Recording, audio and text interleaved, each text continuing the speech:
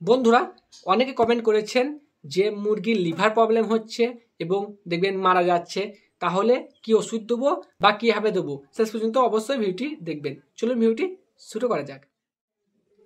প্রথমে বলি মুরগির লিভার প্রবলেম হয়েছে কি করে বুঝবেন।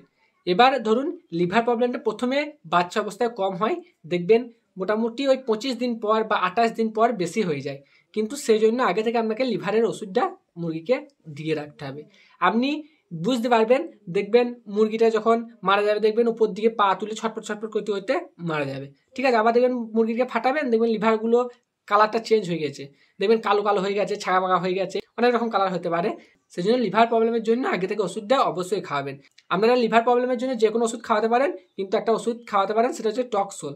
ওই টক্সোল ওষুধটা লিভারের কিডনিরও কাজ করে, সেই জন্য মুরগিকে ওষুধটা খাওয়াতে পারেন। আর এটা জলে দেবেন না, অনেকে জলে দেন, জলে দিলে ঠান্ডা লেগে যায়, সেই জন্য কী করবেন খাবারের সাথে মিশিয়ে দেবেন, ঠিক আছে।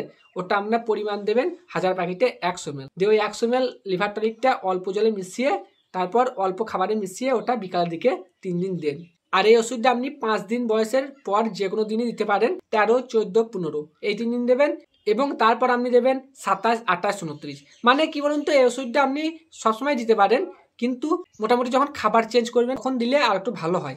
আগে যা তাহলে অবশ্যই কমেন্ট করবেন। এই ভিডিও এই পর্যন্ত, আবার দেখা হবে পরের ভিডিওতে। সবাই ভালো থাকবেন, সুস্থ থাকবেন, ধন্যবাদ।